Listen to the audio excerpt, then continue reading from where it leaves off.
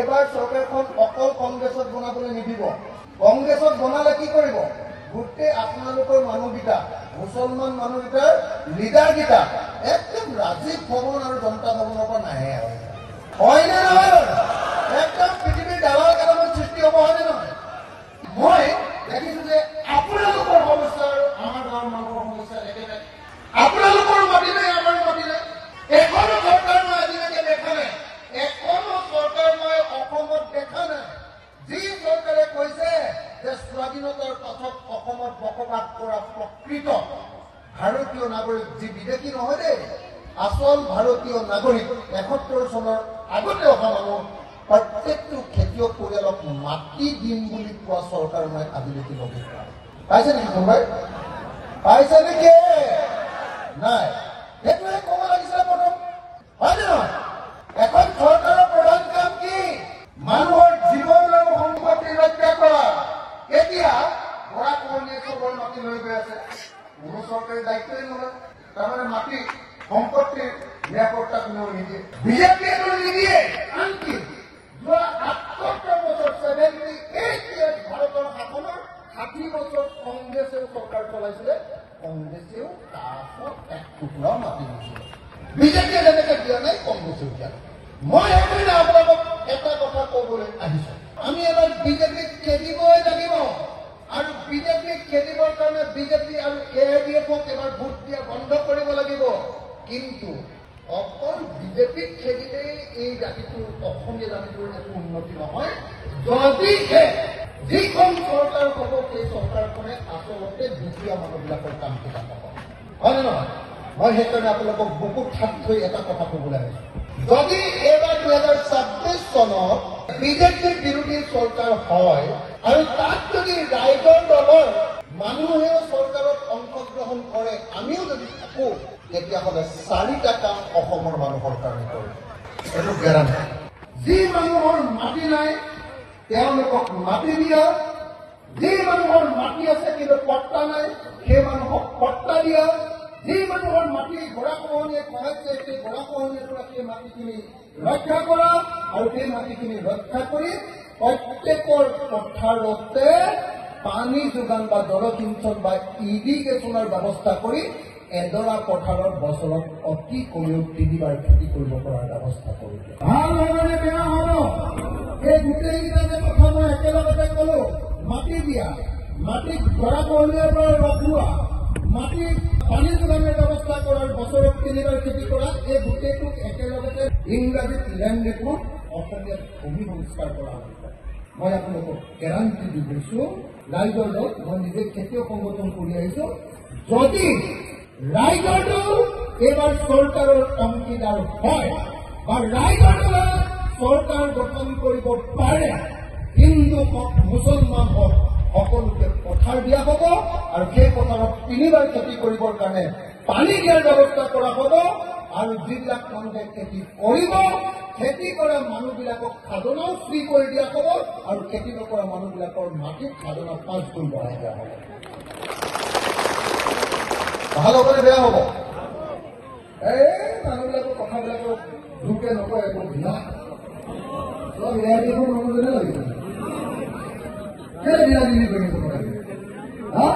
মনে মনে চব অকল কংগ্ৰেছকে ভোট মাৰিম বুলি ৰৈ আছে। অকল কংগ্ৰেছকে ভোট মাৰিম বুলি ৰৈ আছে নেকি? কংগ্ৰেছক ৬০ বছৰ দিলে কাম নকৰে। কংগ্ৰেছৰ আকৌ চৰকাৰ হ'লে আপোনালোকৰ পৰা দালাল কেইটামান ওলাব, কাম নহয়। যদি আমি লগত থাকো ন, কংগ্ৰেছে হওক বা অন্য পাৰ্টী, আমি যদি লগত থাকো, অখিল গগৈ যদি আছে, আপোনালোকক মই গেৰাণ্টি দি গৈছো, যদি আপোনালোকে পথাৰত নিজৰ মেচিন লগাই যদি পানী তুলিছে, সেই মেচিনৰ কাৰেণ্টৰ খৰচটো, নহলে বা সেই মেচিনৰ ডিজেল বা পেট্ৰলৰ যিটো খৰচ, সেই খৰচটো চৰকাৰে বহন কৰিব। কি কৰি বুজি পাইছে নে নাই? ধৰিব পাৰিছেনে? ইৰি খেতি কৰিবৰ কাৰণে, চাইনিজ কৰি খেতি কৰিবৰ কাৰণে ১ বিঘা মাটিত ৪,০০০ টকাৰ পানী দিব লাগে, হয় নে নহয়? ৪,০০০ টকা যদি পানীয়ে দিব লাগে, খেতিয়ক কি কৰি যাব পাব, হয় নে নহয়? চৰকাৰক আমি মাটিৰ খাজনা এইকাৰণে দিওঁ প্ৰত্যেক চৰকাৰে আমাক মাটিখিনি বানপানীৰ পৰা ৰক্ষা কৰি দিয়ে, খহনীয়াৰ পৰা ৰক্ষা কৰি দিয়ে আৰু মাটিত পানী যোগানৰ ব্যৱস্থা কৰি দিয়ে। আমাৰ কোনো চৰকাৰে পানী যোগানৰ কথা উলিয়াই পোৱা নাই। যদি মই লগত থাকো, মই আপোনালোকক গেৰাণ্টি দি এটা কথা কৈ দিছো, অসমৰ প্ৰত্যেকজন খেতিয়কে যিটো বস্তু উৎপাদন কৰিব, ধান, সৰিয়হ, বেহাৰ, শাক পাচলি, মাছ, বিলাহী, ঘেঁহু, গোমধান, যি বস্তু উৎপাদন কৰিব, যি লগত লাগে, প্ৰত্যেকটো বস্তুৰ আচল বজাৰ দাম। 1 কেজি বিলাহী উৎপাদন কৰিলে যদি 5 টকা খৰচ হৈছে, তেতিয়াহ'লে 1 কেজি বিলাহীৰ দাম 15 টকা দিয়া হয়। চৰকাৰে যেনেকৈ ধান কিনি লৈছে নে নাই এতিয়া, আৰু মোৰ দাবী ভিত্তিত কিনি লৈছে হিমন্ত বিশ্ব চৰকাৰে। ধান যেনেকৈ কিনি লৈছে, আমি প্ৰত্যেকটো খেতিয়কৰ বস্তু কিনি ল'ম, আৰু যিখিনি বস্তু কিনি নলওঁ বেপাৰীয়ে কিনিব, বেপাৰীবিলাকৰ ওপৰতো এখন আইন কৰি দিম যে এই দামতকে যদি কম দামত কিনো, তেতিয়াহ'লে তহতিও জেলত গৈ থাকিবা। কথাটো বুজিছেনে? খেতিয়কসকলৰ খেতিৰ MSP বুলি কয়, মিনিমাম ছাপোৰ্ট প্ৰাইচ। এইটো মই হাজি কৈ থকা কথা নহয়। এইবিলাক পৃথিৱীৰ বেলেগ চৰকাৰে কৰে, আমাৰ ইয়াত নকৰে। আমাৰ ইয়াত খালি কি কৰে, লাখ কোটি বাহিৰ দিম বুলি 10,000 টকা এটা দিয়ে। হয় নে নহয়? আৰু অৰুণোদয় দিম বুলি কয়, অৰুণোদয় কাগজ দিয়ে। এখন গাঁৱত 100টা পৰিয়াল আছে, 100টা পৰিয়ালৰ ভিতৰত 20টাক দিয়ে, আৰু বাকী 80টাক কয় যে বিজেপিক ভোট দিলেহে অৰুণোদয় পাব। আমাৰ ইয়াত এইবিলাক কংগ্ৰেছ আহিলে দুটা বা কম্বল নাম, হয় নে নহয়? বাকী কাম বন নকৰে। কথাটো বুজিছে নাই? এই মই যিসকল খেতিয়কৰ লগত কথা পাতিছিলো, তেওঁলোক চব ধনী হৈ যাব যদি কোনোবাই 5 বিঘা মাটি বন্ধকত লয়। 3বাৰ যেতিয়া পুৰা খেতি কৰিব পাব, পানী পাব আৰু বানপানী নুঠিব, আমি ব্যৱস্থা কৰি দিম। তেতিয়াহ'লে 5 3 গুণ 15 বিঘা মাটিত খেতি কৰিলে, আমাৰ মুছলমান মানুহে যদি 15 বিঘা মাটিত খেতি কৰে, তেতিয়াহ'লে হিমন্তই অৰুণোদয় নিদিলেও হ'ব, হয় নে নহয়? এতিয়া উল্টাই কি কৰিব পাৰিম? হিমন্তক ক'ব পাৰিম, ঐ হিমন্ত ভাই, তই বৰ দুষ্ট আছ, বদমাছ, তই বহুত পইচা খাৱ, আৰু পইচা নাখাবি। আমাৰ ইয়াৰ পৰাই তোক 1 বস্তা চাউল দিছো, খা দৰনিদ্ৰ বুলি দলিয়াই দিব পাৰিম। কথাটো বুজি পালে নে নাই? মই কি কৰো? এতিয়া চৰকাৰে আমাক কৰুণা দেখুৱায়, আমাক মমতা দেখুৱায়। এইবিলাকক আঁঠুৱা দিম, কম্বল দিম কংগ্ৰেছতে, আৰু ইহঁতি ক'লে ক'ব যে অৰুণোদয় দিম। এইবিলাক দি কোনো মানুহ চলিব নোৱাৰে। 50 টকা কি পায়? আৰু মইতো চেষ্টা কৰিম যে ঘৰত থকা মাটিখিনি মতা আৰু মাইকী দুইটাৰ নামতে হৈ যাব। নহ'লে মতা মানুহবিলাকে পটাপট তালাক দি দিয়ে। আমাৰ পিনে এই মদ খাই আহি কি উৎপাত কৰিছে বুলি খেদি দিয়ে। এইটো নহ'ব, মাইকী মানুহক খেদিলে আধা আধা মাটি ভাগ হৈ যাব, তেতিয়া কোনেও তালাক চালাক নিশ্চিত। মই কিন্তু মাটি এইটো সম্পত্তি আধা আধা কৰি দিম দেই, বেয়া নাপাব বুজিছে নে নাই? নহ'লে মতা মানুহকেইটা আমাৰ দাদাগিৰিটো বেছি হয়। মই ঘৰত দাদাগিৰি কৰিব নোৱাৰো, মোৰ ঘৰত চাকৰি আছে। যাৰ নিজৰ ইনকাম আছে, মহিলাৰ যাৰ হাতত টকাৰ ইনকাম আছে, সেই মহিলাৰ দম আছে। মই যদি ঘৰত দম দিওঁ, মোক উল্টাত কাপোৰ মাৰি দিব, তাৰ টকাৰ খাইছো, মোৰ নিজৰ টকাৰ খাইছো, কি কথা ক'ব বুজিছে নে নাই? কথাটো বুজিছে নে নাই? যাৰ হাতত টকা থাকে সিয়েই মালিক, সিয়েই ওপৰত থাকিব, টকা নথকাটো সদায় কম। সেইকাৰণে টকা কেনেকে আহিব? টকা আহিব বস্তু উৎপাদন কৰিব, টকা আহিব বজাৰত বস্তু বিক্ৰী কৰিবলৈ। কিন্তু এতিয়া যিটো বজাৰ, এই বজাৰত আপোনালোকে দেখিব, এই বজাৰখন আজিকালি কোনে বজাৰখন কৰে? মোৰ এই যে পেণ্টটো, এই পেণ্টটো মই কিনিছো অনলাইন, মোৰ এই চাৰ্টটো কিনিছে অনলাইন, এইটো কিনি আনিছে আমাজনত, এইটো কিনি আনিছে ফ্লিপকাৰ্ট। আমাজনটো দেখোন আমেৰিকাৰ আটাইতকৈ ধনী মানুহটোৰ নাম মালিকজন হ'ল আমাজন কোম্পানী। আমাৰ দোকানীজনে যিটো পইচা পাব লাগিছিলে, সেই পইচাটো আমেৰিকালৈ গৈছে।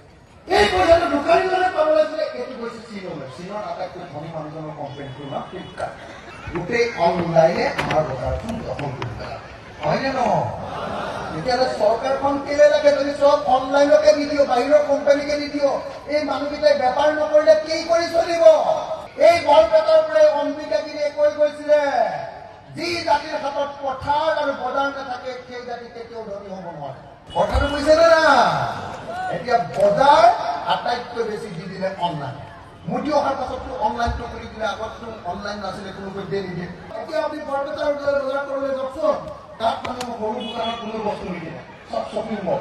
বিশাল কি বেগনান, মেগামাৰ্ট, ৰিলায়েন্স, পেন, কি নামত আহিলে একদম দুখীয়া মানুহটোৱেও বজাৰলৈ গৈ দোকানৰ পৰা বস্তু নিকিনে শ্বপিং মলৰ পৰা তাৰমানে 2 নম্বৰ পইচাটো পাই কিনে ৰিলায়েন্স ভাৰতৰ আটাইতকৈ ধনী মানুহ টাটা কোম্পানীৰ আটাইতকৈ ধনী মানুহ বিশাল কোম্পানীৰ মালিকটোৱে পায় আমাৰ দুখীয়া মানুহকেইটাৰ বজাৰ নাই যিকেইটা মানুহে দোকান দি আছে চাব এতিয়া মাখি মাৰি থাকে দোকান বেয়া চাব হয়নে নহয় চাব আপোনালোকে হয়নে নহয় বাৰু হলচেল গোটেই বজাৰটোৱে মাৰি আছে অসমীয়া হিন্দু মুছলমান অসমীয়া কি কৰি ধনী হ'ব হাজিৰা কৰি পৃথিৱীৰ মানুহ চব ধনী হ'ব পাৰিব নেকি বেংগলোৰ বা কেৰেলাত গৈ চিকিউৰিটি গাৰ্ড কৰি 14,000 টকা দৰমহা পাই কোনোবা ধনী হ'ব পাৰিব নেকি ধনী হ'বলৈ হ'লে পেপাৰটো আমাৰ হাতলৈ আনিব লাগিব পৃথিৱীৰ কোনো চৰকাৰে এই কামটো নকৰে মই কৰিম যদি আমি চৰকাৰ কৰো অসমৰ হিন্দু মুছলমান খ্ৰীষ্টান গৈ অসমৰ স্থানীয় মানুহৰ হাতলৈ বজাৰ কাঢ়ি আনিব